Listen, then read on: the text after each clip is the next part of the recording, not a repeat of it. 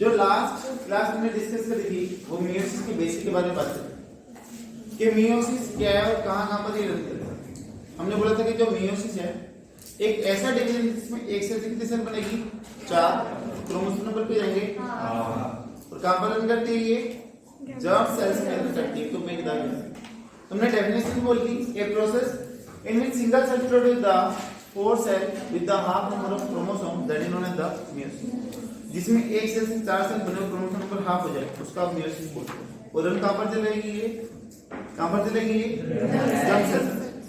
तो इसको स्टडी करने का जो सबसे बेस्ट रीजन है वो दैट इज द एंथर।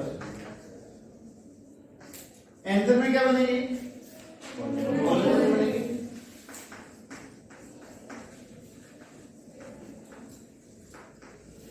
और द पोलन ग्रेन बनते हैं उनकी फ्लोडी होती है क्या, एंथर। तो एंथर में तब बेटा पोलन ग्रेन बनेंगे तो किसकी इन्वॉल्वमेंट होगी, मियोसिस डिवीजन की इन्वॉल्वमेंट होगी। क्या लिखिए यहां पर मियोसिस डिवीजन होगा तो पोलन ग्रेन की फॉर्मेशन होगी। तो एंथर के अंदर हम क्या कर सकते हैं, मियोसिस को स्टडी कर सकते हैं। और बोला था कि जो मियोसिस है वो कितने फेज में रन करेगी, 2 फेज में रन करती है। मियोसिस फर्स्ट और मियोसिस सेकंड। मियोसिस फर्स्ट को हमने क्या बोला था,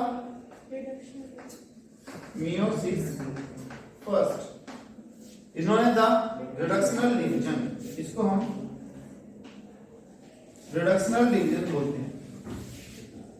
क्यों, क्योंकि इस डिवीजन के अंदर सेंट्रोमियर के नंबर या फिर क्रोमोसोम के नंबर क्या हो जाते हैं, हाफ।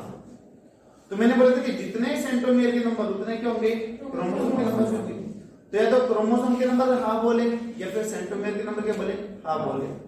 तो वो क्या कहलाती है आपकी मियोसिस फर्स्ट कहलाती है। मियोसिस फर्स्ट के अंदर भी 4 फेजेज आएंगे। कौन कौन से फेज आएंगे, वही 4 phase, prophase, metaphase, anaphase and the telophase. ये चारों किसके पार्ट हैं, फर्स्ट के, मियोसिस फर्स्ट के पार्ट है। तो इन सभी के सामने हम फर्स्ट लगा दें, prophase first, metaphase first, anaphase first and the telophase first. तो ये हो गई क्या, मियोसिस फर्स्ट की 4 फेज। अगर मैं यहां पर बात करूं प्रोफेज फर्स्ट की, तो prophase first is the largest phase, सबसे बड़ी फेज है। This one is the largest phase, सबसे बड़ी फेज है जिसमें सबसे ज्यादा टाइम लगेगा। इसका रीजन क्या है कि सबसे बड़ी फेज क्यों है, because prophase first of the 5 सब फेजेस। इसके अंदर भी 5 सब फेज आते हैं। 5 सब फेज बेटा कौन से आएंगे यहां पर,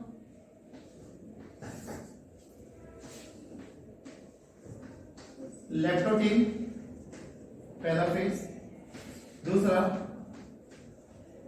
zygotene, third one pachytene, fourth one diplotene and the last one is diakinesis. Last one is the diakinesis. पूरी मियोसिस में से सबसे ज्यादा जो क्वेश्चन बनने के चांस रहते हैं वो आपके प्रोफेज फर्स्ट है। ठीक, इसमें इन फेजेस को कई बार जंबल फॉर्म में करके दिया जाता है और आपसे करेक्ट ऑर्डर पूछा जाता है कि कौन सा स्टेज पहले आ रहा है कौन सा बाद में। एक तो ये क्वेश्चन। फिर इनके कुछ नाम है, बुगेसे, synizesis phase, crossing over phase, synaptonemal complex, dissolving phase और लास्ट आपका टर्मिनलाइजेशन फेज या फिर मेटाफेज में ट्रांसफर करने वाला फेज। ठीक है, तो किस फेज को क्या बोलते हैं वो पूछा जाता है। और इनमें से भी जो सबसे मेन फेज है that is the pachytene phase which is known as the recombination phase या फिर क्रॉसिंग ओवर फेज, जहां पर डीएनए के सेगमेंट के होंगे, एक्सचेंज होंगे, न्यू कॉम्बिनेशन बनने के चांसेस होंगे। ठीक है, तो वो आपसे पूछे जाते हैं। अब इन 5 फेजेस को कैसे याद करें वो आपको समझना है। ठीक है, वही अपना कोड बनाएं, सभी के पहले अल्फाबेट निकालें। ठीक है, मान लो कोई आप एक नेबर है, पड़ोस के, जैसे रेनी सीजन है।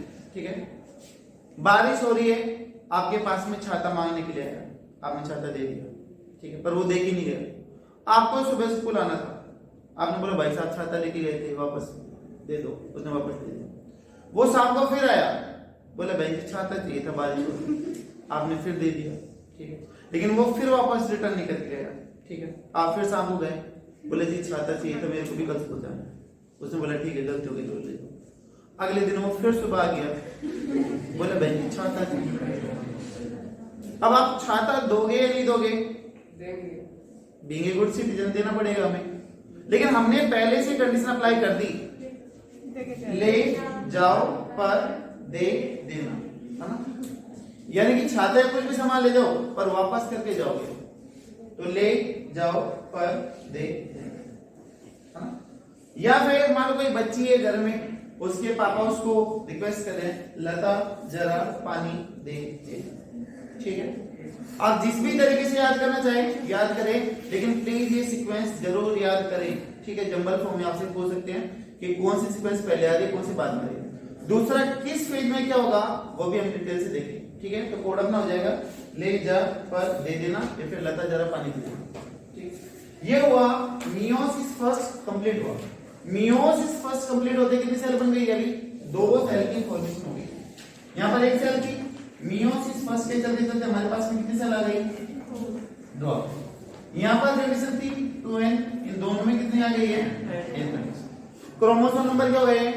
हाफ, तो इसको हमने क्या बोल दिया? Known as the reductional division, ठीक है। अभी जो ये 2 सेल बनी बेटा, ये दोनों किस में जाएगी? मियोसिस सेल में जाएगी। तो ये दोनों सेल किस में जाएगी? Undergo the meiosis cell. Meiosis second similar है किसके? माइटोटिक डिवीजन के, या फिर माइटोसिस के सिमिलर है। मैंने आपको पहले भी बोला था, जो जो इवेंट आपके माइटोटिक में हुए थे वही इवेंट आपके कहां पर होंगे? मियोसिस सेकंड में। तो वही चारों फेज आ जाएगी आपकी। कौन सी? Prophase second, metaphase second, anaphase second, the telophase. तो जो 4 फेज इसमें थी वही 4 फेज इसमें, तो 2 बार में करने लग रही। अब इन दोनों के बीच का जो गैप है, इन दोनों के बीच का बेटा जो गैप है वो क्या कहलाएगा आपका? इंटरकाइनेसिस कहलाएगा। Gap between the meiosis first and meiosis second, that is known as the interkinesis. इसमें नोन एज द इंटरकाइनेसिस।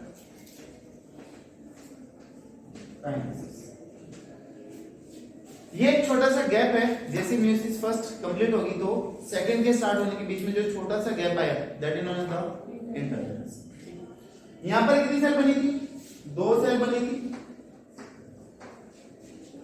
अब ये दोनों सेल किस में जा रही है? मियोसिस सेकंड में जा रही है। मियोसिस सेकंड में जा रही है, आप इसको माइटोटिक में बोलोगे। तो यहां पर लास्ट में जाके कितने सेल बेटा? 4 सेल। और चारों में जो प्लोइडी है that will be the n ploidy होगी। तो यहां पर भी n थी और यहां पर भी क्या है? n सेम है। तो मियोसिस सेकंड को हम क्या बोल दे? इक्वेशनल बोल दे। This one is the equational division या फिर इक्वेशनल फेज बोल, क्योंकि क्रोमोसोम के नंबर या फिर सेंट्रोमियर के नंबर इधर क्या रहेंगे? सेम रहेंगे। तो that's why it is known as the, ठीक है। तो कितने बार प्रोसेस करेगा? 2 बार करेगा। कैरियोकाइनेसिस कितने बार होगी? 2 बार होगी। साइटोकाइनेसिस कितने बार होगी? 2 बार। मतलब कि माइटोटिक में कितनी बार हो जाती? 1 बार, ठीक है। तो मियोसिस के केस में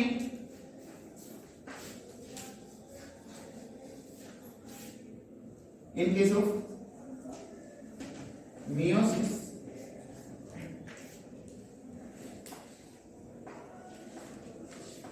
कैरियोकाइनेसिस एंड साइटोकाइनेसिस कितना टाइम होगी? रन 2 टाइम्स, 2 बार। ऐसा अगर मैं आपसे पूछूं कि डीएनए डबलिंग कितनी बार होगी, तो डीएनए डबलिंग होगी सिर्फ 1 ही बार, है ना। बट अगर सेंट्रोल के डुप्लीकेशन की बात करें तो कितनी बार? 2 बार, ठीक है। बाकी डिटेल से पढ़ेंगे। बेसिक क्लियर होगा शायद? तो सबसे पहले हम बात करते हैं किसकी, मियोसिस फर्स्ट की बात। मैंने बोला था कि जो मियोसिस फर्स्ट है सबसे लंबी फेज इन दोनों में से, सबसे ज्यादा टाइम कंज्यूमिंग करने वाली। तो this one is known as the reduction phase, क्योंकि क्रोमोसोम नंबर हाफ हो रहे थे, और also known as the heterotypic division. Heterotypic division meiosis phase में prophase first, metaphase first, anaphase first और टेलोफेज फर्स्ट। अब हमें सबसे पहले क्या डिस्कस करना है, प्रोफेज फर्स्ट डिस्कस करना है। तो सबसे पहले हमारे इस पे प्रोफेज फर्स्ट पे जो प्रोफेज फर्स्ट है that is the most elaborated, यानी कि सबसे लंबी फेज, सबसे ज्यादा कॉम्प्लेक्स फेज है, और सबसे ज्यादा जो वेरिएशन आते हैं डीएनए में, क्रोमोसोम में, वो भी किसकी वजह से आते हैं, प्रोफेज फर्स्ट की वजह से। और प्रोफेज फर्स्ट के कितने फेज बताए थे, 5। कौन-कौन से थे, इलेक्ट्रोटिन, जाइगोटिन, डाइकोटिन, डिप्लोटिन और डाइकोटिन, ये 5 सब फेजेस थे। हमें वो 5 सब फेजेस यहां पर देखने के, उनमें क्या-क्या इवेंट होगा। जो सेल इसमें आ रही है, प्रोफेज फर्स्ट में आ रही है, तो वो किसको क्रॉस करके आ रही है, इंटरकाइनेसिस फेज को, सॉरी इंटरफेज को क्रॉस करके आ रही है, यानी कि वो G1 S G2 फेज को क्रॉस करके आ रही है, पूरे के पूरे I फेज को वो क्रॉस करके आ रही है। ठीक है, तो अगर S फेज चाहिए तो डीएनए क्या हो चुका है, डबल हो चुके हैं। ठीक है, सेंट्रोल भी क्या हो चुके हैं, डबल हो चुके हैं। अभी वो सेल किस में आ गई है, M फेज में आ गई, और M फेज में पहला फेज कौन सा आ गया, मियोसिस फर्स्ट। और मियोसिस फर्स्ट का पहला फेज प्रोफेज, और प्रोफेज का पहला फेज, मतलब अभी हमें सेल किस में देखनी है, लैक्टोटिन फेज। ठीक है, कि लैक्टोटिन में जो सेल होगी वो किस तरीके से अपीयर होगी वो हमें यहाँ पर देखनी है। ठीक है, तो हम सभी फेजेस को यहाँ पर वन बाय वन करके देखते हैं। सबसे पहली फेज जाएगी आपकी लैक्टोटिन फेज, सेकेंड वन है that is zygotene phase, third one pachytene या फिर pachytene phase, fourth that is diplotene, and the last one is the diakinesis. ये 5 फेज हमें देखने किसकी,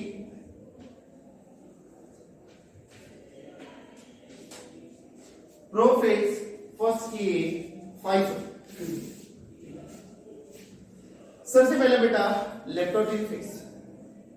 लैक्टोटिन के अंदर एक तो बुके से फॉर्मेशन बनती है, मैंने आपको माइटोटिन में बताया था कि this one is the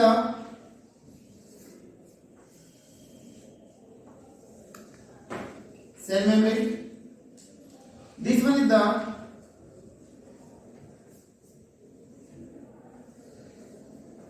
nuclear membrane,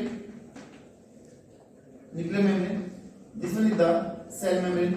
बाहर होगा क्या, साइटोप्लाज्म होगा। यहां पर बताए थे सेंट्रोल, याद होगा, सेंट्रोल की फॉर्मेशन किससे हुई है, माइक्रोट्यूबुल से, और माइक्रोट्यूबुल की फॉर्मेशन किस प्रोटीन से हुई है, ट्यूबुलिन प्रोटीन से। ठीक है, ट्यूबुलिन प्रोटीन के बारे में पूरी इंफॉर्मेशन दे रखी थी, कॉन्टेक्टाइल है फिर नहीं है, ये चीजें बता रखी थी, कैसे कौन कौन सी यूनिट बनेगी, वहां पर काइनेज या फिर जीडीपी का क्या रोल था, वो सारी चीजें पढ़ चुकी हैं। तो ये हो गया न्यूक्लियस। अब इसमें बेटा अगर हम क्रोमोसोम की बात करें तो जो क्रोमोसोम है वो लूज फॉर्म में मिलते हैं, है ना, क्योंकि फुली कंडेंस नहीं होते। फुली कंडेंसेशन किस में होता है, मेटाफेज में होता है। और ये फेज किससे क्रॉस करके आ रही है, आपकी आई फेज से क्रॉस करके आ रही है, यानी कि G2 फेज को क्रॉस करके है।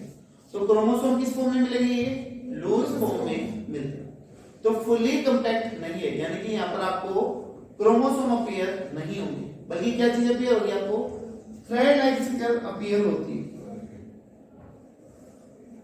ऐसी कुछ अपीयर होती है।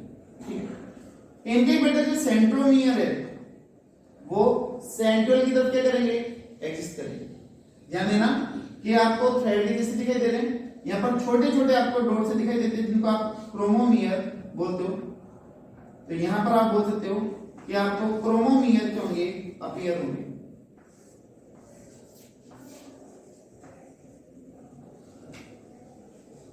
क्रोमोमियर अपीयर हो गए, छोटे छोटे बीड्स मोती के जैसे स्ट्रक्चर के होगी यहाँ पर अपीयर।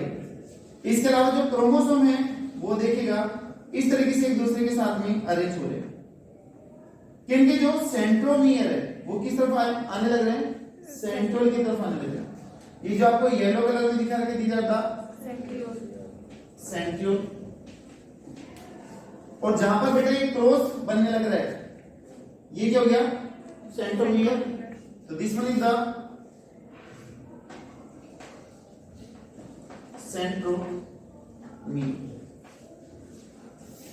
तो आपको क्रोमोसोम कुछ ऐसे दिखाई देंगे कि सेंट्रल की तरफ सेंट्रोमियर होगा, तो पीछे से कैसे दिखाई दे रही है, छोटे दिखाई दे रहे हैं, और आगे से कैसे दिखाई दे रहे हैं, ओपन और वाइड दिखाई दे रहे हैं।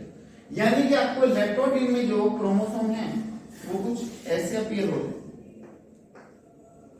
तो ऐसी शेप रहती है किसकी, बुके की शेप रहती है, जो गुलदस्ता रहता है उसकी शेप भी कुछ ऐसी रहती है। तो जो लेप्टोटीन फेज है that is known as the bead like phase या फिर बुके फेज बोलते हैं। प्रोफेज को हम क्या बोलते हैं, बुके फेज बोलते हैं। तो यहां पर मैं बात कर रहा हूं किसकी, इसी की बात करने लग रहा हूं, लेप्टोटीन की। तो leptotene known as bead like phase और आल्सो नोन एज द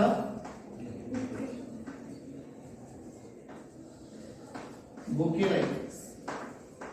ठीक है बेटा, कंपटीशन में जब जनरली ये पूछे जाते हैं कि which phase is known as the bouquet phase, that is the prophase. ठीक है, प्रोफेज में बुके से की फॉर्मेशन होती है। क्यों होती है, क्योंकि जो सेंट्रोमियर है वो किसकी तरफ होगा, सेंट्रोमियर। तो पीछे से कैसे रहेगा, छोटा, इधर क्या होंगे आपके सेंट्रल दिखा दूं, और आगे से कैसे हो गया ये ओपन, तो कैसी शेप आ गई इसकी, बुके की जैसी शेप आ गई। तो that's why it is known as the bouquet. ठीक है, यहां पर क्रोमोसोम फुली कंटेंस नहीं है। ठीक है, सिर्फ थ्रेड की जैसे आपको दिखाई दे रहे हैं, क्रोमोसोम अपीयर नहीं।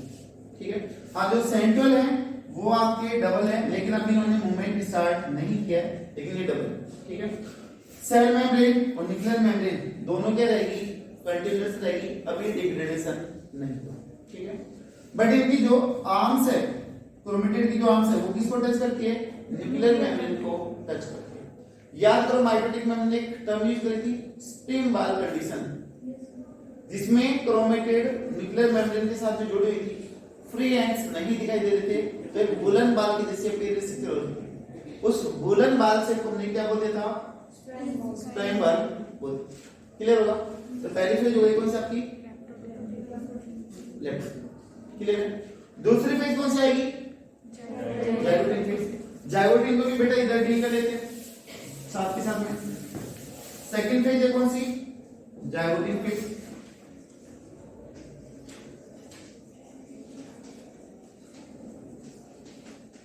जाइगोटिन फेज ये भी काफी मीनिंगफुल है। इस फेज में क्या होता है कि साइनेप्सिस बनते हैं। साइनेप्सिस का मतलब pairing of homologous chromosome. Pairing of homologous chromosome. Homologous chromosome का मतलब दो क्रोमोसोम जिसके अंदर सेंट्रोमियर की पोजीशन, जीन की पोजीशन, बेंडिंग पैटर्न, हर एक चीज क्या रहे, सेम रहे, उनको आप क्या बोलते हो, होमोलोगस क्रोमोसोम बोलते हैं। जैसे मैं बोलूं कि फादर का, पैटर्नल का पहला नंबर का क्रोमोसोम, इधर से मैटरनल मदर का पहले नंबर का क्रोमोसोम, दोनों साथ में आ गए तो दोनों बिल्कुल क्या होंगे, सेम होंगे। जितने जीन मदर वाले क्रोमोसोम पे उतने किस पे रहेंगे, फादर वाले। जहां पे सेंट्रोमियर की पोजीशन है वहां पर भी क्या रहेगी, सेम सेंट्रोमियर, यानी कि दोनों बिल्कुल क्या रहेगी, डिट्टो सेम रहेगी। जो सेम टाइप के क्रोमोसोम होते हैं they are known as the homologous chromosome. तो होमोलोगस क्रोमोसोम की पेयरिंग क्या कहलाती है, साइनेप्सिस। ठीक है, तो this phase is known as the synapsis phase.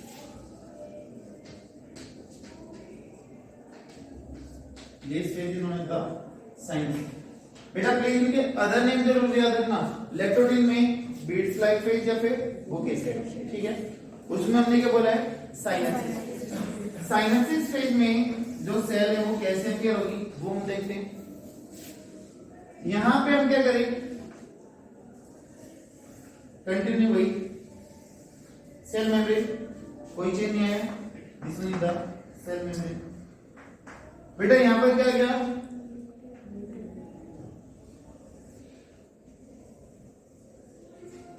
Nuclear membrane, यहां पे सेंट्रियोल थोड़े से हल्के से दूर होते हैं, किसकी वजह से, स्पिंडल वगैरह डेवलप होने स्टार्ट होती है।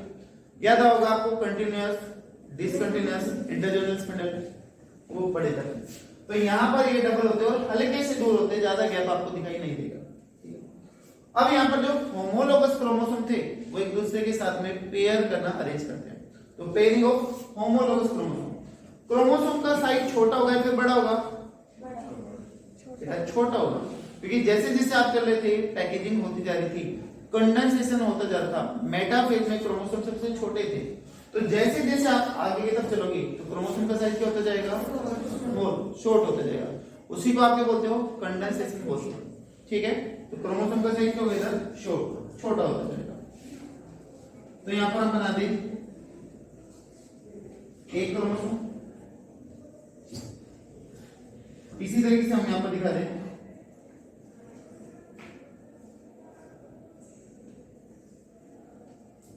ऐसे। मैंने 4 क्रोमोसोम दिखाए, मान लो मैं नंबरिंग डाल दूं पैटर्नल, बेटा पैटर्नल का मतलब फादर, ठीक है, मैटरनल मदर, तो मैं यहां पर लिख दूं पैटर्नल का फर्स्ट क्रोमोसोम मदर की फर्स्ट क्रोमोसोम के साथ में आ गया। यहां पर जैसे मान लो फादर का सेकंड क्रोमोसोम मदर की सेकंड क्रोमोसोम के साथ में आ गया, तो ये दोनों साथ में आ गए, तो इनका साथ में आने क्या कहलाता है, साइनेप्सिस कहलाता है। ठीक है, तो जो ये 2 क्रोमोसोम हो गए, these are known as the homologous chromosome, इनको आप क्या बोलते हो, होमोलोगस क्रोमोसोम बोलते हो, और इनके साथ में आने को क्या बोलते हो, साइनेप्सिस बोलते हो। ठीक है, अब बात क्या आती है कि 2 क्रोमोसोम एक दूसरे के साथ में आए क्यों हैं और एक साथ में रहेंगे कैसे।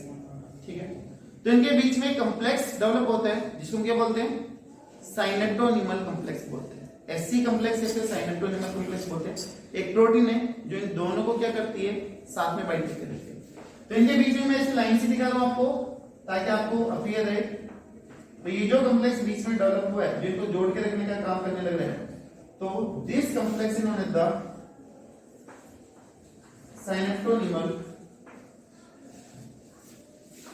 कॉम्प्लेक्स, शॉर्ट में इसको क्या बोलते हैं, एससी कॉम्प्लेक्स बोलते हैं। जहां पर भी आपको एससी कॉम्प्लेक्स मिले that is the synaptonemal complex. किस चीज का बना हुआ है, प्रोटीन का बना हुआ है, जो इनको साथ में रखने में क्या करेंगे। तो होमोलोगस क्रोमोसोम हो गए। होमोलोगस क्रोमोसोम के एक बार मैं आपको और अच्छे से समझा देता हूं। homologous chromosome, 2 similar type of chromosome which have the same centromere, same gene position, same height, everything is same, they are known as the homologous chromosome। जैसे मान लो मैं बोलूं कि इधर ये क्रोमोसोम है, पैटर्नल का 1 नंबर का क्रोमोसोम, ठीक बेटा, ये इस पे जीन की पोजीशन है,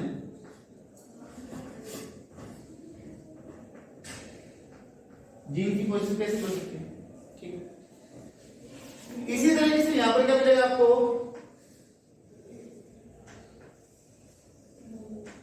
मैटरनल क्रोमोसोम मिलेगा। दोनों की हाइट क्या है, सेम है। दोनों की सेंट्रोमियर की पोजीशन क्या है, सेम है। दोनों में जो बेंडिंग पैटर्न है, जो दोनों में लोकाई है, जो दोनों में लोकस है, जिनकी पोजीशन है, वो क्या होगी बेटा, सेम होगी। और same a similar type of chromosome are known as the homologous chromosome। इसमें हर एक चीज क्या रहेगी, तो फादर का पहले नंबर का क्रोमोसोम, मदर का पहले नंबर का क्रोमोसोम, ये दोनों क्या कहलाएंगे आपके होमोलोगस क्रोमोसोम। अब बात यह आती है कि जो बीच में कॉम्प्लेक्स आया, साइनेप्टोनिमल कॉम्प्लेक्स आया, साइनेप्सिस हुई है, उसके 2 टाइप हो सकते हैं, पहला प्रोसेंट्रिक और दूसरा प्रोटर्मिनल। कि या तो हो सकते हैं, मैं आपको यहां पर बता रहा हूं, साइनेप्सिस के 2 टाइप,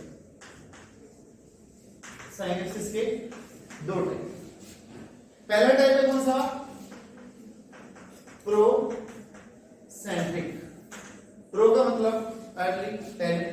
तब साइनेप्सिस कहां से बनने स्टार्ट हो, बीच में से सेंट्रिक पार्ट से क्रोमोसोम एक दूसरे से जुड़ने स्टार्ट हो गए। साइनेप्टोनिमल कॉम्प्लेक्स पहले बीच में है, उसके बाद में फिर किधर डेवलप होगा, किनारे पे डेवलप होगा। वो चीज क्या कहलाएगी, प्रोसेंट्रिक साइनेप्सिस कहलाएगी। क्लियर है, हाँ या ना? Yes sir. दूसरा टाइप हो गया बेटा कौन सा, प्रो टर्मिनल। प्रो का मतलब पहले, टर्मिनल का मतलब किनारा। तो पेयरिंग पहले कहां से स्टार्ट हो, एंड से। किनारे पे से स्टार्ट हो, पहले किनारे पे से हो, और फिर कहां पर आए, वो सेंटर की तरफ आए। वो क्या कहलाएगी आपकी, दोनों कंडीशन हो सकती है साइनेप्सिस के अंदर, प्रोसेंट्रिक भी और प्रोटर्मिनल। जो मोस्ट कॉमन है, जो मोस्ट ऑफ द क्रोमोसोम के अंदर होती है, पहली द प्रोसेंट्रिक साइनेप्सिस। दो फेज हमने पढ़ी है, प्रोफेज फर्स्ट की, मियोसिस फर्स्ट। मियोसिस फर्स्ट में पहली फेज कौन सी आपकी, प्रोफेज फर्स्ट। प्रोफेज में 5 पार्ट थे, ठीक है, लेप्टोटीन, जाइगोटीन, टेक्टिन, डिक्टोटीन और डायगेन्स। उसमें से हमने सिर्फ दो ही फेज डिस्कस करे अभी, लेप्टोटीन और जाइगोटीन। लेप्टोटीन को हमने बुके लाइक फेज या फिर बेड लाइक बोला था, क्योंकि क्रोमोसोम अभी फुली डेवलप नहीं हुए। जो डीएनए वो लूज फॉर्म में छोटे छोटे बीड्स मोती की जैसे दिखाई देगी, न्यूक्लियोसोम दिखाई देगी, जिसको हम क्रोमोमियर बोलते हैं। और ये जो सेंट्रोल होंगे, वो जो सेंट्रोमियर होंगे वो सेंट्रल की तरफ होंगे, तो बुके से फॉर्मेशन देंगे। न्यूक्लियर मेम्ब्रेन और सेल मेम्ब्रेन क्या रहेगा, सेम रहेगा, सेंट्रोल एक दूसरे के पास में है। अगली फेज आगे कौन सी आपकी, जाइगोटिक फेज, जिसमें होमोलोगस क्रोमोसोम होगा। क्रोमोसोम का साइज छोटा हुआ यानी कि कंडेंसेशन हुआ है। पेयरिंग हो रही है, जिसको हम साइनेप्सिस बोलते हैं। दोनों को साथ में रखने के लिए बीच में कॉम्प्लेक्स डेवलप होता है, that is the synaptonemal complex, SC complex, जिसका नेचर कैसे है, प्रोटीन। अब ये कॉम्प्लेक्स डेवलप कैसे हो रहा है, इसकी दो कंडीशन बताइए। अगर पहले बीच में से डेवलप हो और फिर बाद में किनारे की तरफ चले तो प्रोसेंट्रिक। अगर उल्टा हो, पहले किनारे पे बना फिर बाद में बीच की तरफ आए तो ठीक है। तो ये फेज क्या कहलाएगी आपकी, साइनेप्सिस फेज कहलाती है, जहां पर साइनेप्स बनते हैं, होमोलोगस क्रोमोसोम बनते हैं। साइज देख सकते हो, यहाँ पर काफी ज्यादा बड़े दिखाई दे, यहाँ पर कैसे दिखाए हैं, छोटे दिखाए। कितने क्रोमोसोम लेके चले हम, 4 क्रोमोसोम लेके चले। बट एक चीज का ध्यान रखना है यहाँ पर कि जो क्रोमोसोम में जो डीएनए के अमाउंट है वो कैसे डबल, बट अभी आपको कैसे दिखाई दे रही है, सिंगल रोड के जैसे दिखाई दे रही है। तो हमने बोला था कि बाइवेलेंट, हाँ, 2 क्रोमोसोम का पेयर क्या कहलाता है, बाइवेलेंट कहलाता है। तो ये क्या हो गया बेटा, बाइवेलेंट है। बाइवेलेंट का मतलब जितने भी क्रोमोसोम हो उसके हाफ कर दो, वही क्या होंगे आपके बाइवेलेंट के नंबर होंगे। पेयरिंग ऑफ क्रोमोसोम यानी कि 2 क्रोमोसोम को एक साथ में क्या बोलते हैं, बाइवेलेंट बोलते हैं। क्लियर है? तो कितने बाइवेलेंट हो गए भाई, जितने टोटल क्रोमोसोम है उसको 2 से डिवाइड कर दे, हाफ कर दे, वो क्या जाएंगे, नंबर ऑफ बाइवेलेंट। ठीक है, मैं यहां पर एक पॉइंट लिख दूं, bivalent equal to the half of the total number of chromosome. जितने भी होंगे उनके हाफ कर दो तो वो क्या जाएंगे, बाइवेलेंट। अब यहाँ पर कितनी रोड दिखाई दे रही है आपको, 2 दिखाई दे रही है। तो बाइवेलेंट में अगर 2 रोड अपीयर हो रही है तो इसको हम क्या बोलते हैं, डायड बोलते हैं। पहले करवाया था माइटोसिस।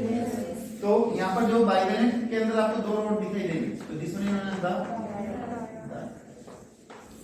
क्लियर है ये सभी बेसिक टर्म्स, कोई डाउट? जो ये जाइगोटिन फेज है, that is also known as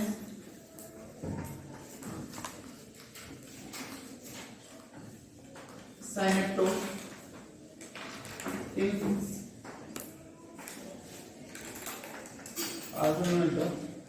साइनेप्टोसिस, क्योंकि यहां पर क्या होगी, साइनेप्सिस होगी। और बोला जाता है कि जाइगोटिन फेज के अंदर नियर अबाउट 0.3% डीएनए की फॉर्मेशन होती है। कितने परसेंट की, 0.3% डीएनए इस फेज में सिंथेसाइज होता है। तो कई बार पूछा जाता है कि व्हाट इज जिग डीएनए, क्या पूछा जाता है, जिग डीएनए क्या होता है। तो वो डीएनए जो जाइगोटिन फेज के अंदर डेवलप हुआ है, कितना, 0.3%, उसको क्या बोलते हैं, जिग डीएनए बोलते हैं। बात ये क्या आती है साइनेप्टोनिमल कॉम्प्लेक्स की, क्या ये होमोलोगस क्रोमोसोम एक दूसरे के बिल्कुल डायरेक्टली कांटेक्ट में होंगे? नहीं होंगे। बीच में क्या है साइनेप्टोनिमल कॉम्प्लेक्स है, तो जिसकी वजह से दोनों क्रोमोसोम क्या होंगे थोड़े से एक दूसरे से दूर होंगे।